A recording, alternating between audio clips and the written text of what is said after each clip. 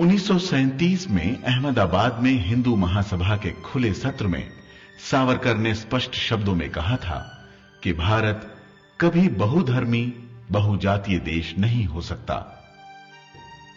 1945 में उन्होंने फिर कहा कि उनका जिन्ना के द्विराष्ट्रवाद के सिद्धांत से कोई विरोध नहीं है। हम हिंदू स्वयं एक राष्ट्र हैं। वीर सावरकर ने हिंदू महासभा के सेशन में कहा कि हिंदुस्तान में सिर्फ हिंदू ही नेशन है, मुस्लिम जो है वो नेशन नहीं है। और बाद में आरएसएस ने इसको और आगे फैलाया और कहा कि मुसलमान यहां रह सकते हैं तो सिर्फ गेस्ट के तौर पर।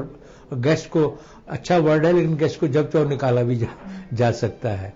वास्तव में पाकिस्तान निर्माण के लिए हिंदू कट्टरवादी उतने ही जिम्मेदार हैं जितनी कट्टर मुस्लिम मानसिकता।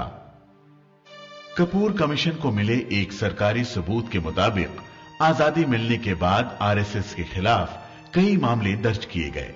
बापू, आपकी हत्या के बाद 4 फरवरी 1948 को सरकार की ओर से भी कहा गया कि संघ की आपत्तिजनक गतिविधियां जारी हैं, जो हिंसा की संस्कृति को बढ़ावा देती हैं। हिंदुत्व की आड़ में अल्पसंख्यकों की धार्मिक आजादी को आहत किया जाता है। यह सच भी है। गुजरात के दंगों ने इस आशंका को बल दिया है। यानी जो कहानी जहां से शुरू हुई थी वहीं आकर खत्म होती दिख रही है। लखनऊ है, जयपुर है, यहां कभी कम्युनल राइट नहीं हुआ 47 तक, 57 तक, 67 तक। और बहुत लोग कहते थे कि यहां तो हो ही नहीं सकता, आज तक नहीं हुआ। जो 47 का वर्ष पीरियड था तब भी नहीं हुआ, लेकिन अब फिर वहां भी हुआ। क्योंकि जब आइडियोलॉजी फैल जाए तो उसके राइट का फॉर्म ले सकती है, कभी भी ले सकती है, और ना भी ले तो असली प्रॉब्लम यह नहीं है कि राइट को रोका जाए, असली प्रॉब्लम तो यह है कि इस आइडियोलॉजी को नकारा जाए। बापू, आपका रक्त बहाने वालों को देश कभी नहीं माफ करेगा। फिर रक्त भी उस महात्मा का जिसने भारत की दास्ता की जंजीरों को तोड़ डाला था।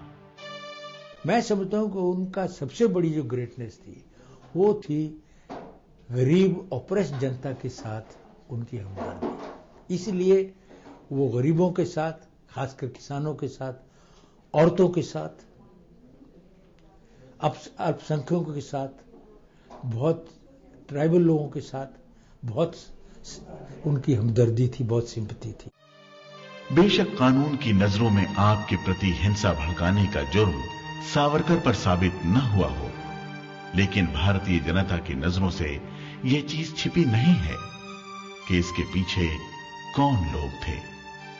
उनकी परिणति ही गांधी जी की हत्या के रूप में हुई।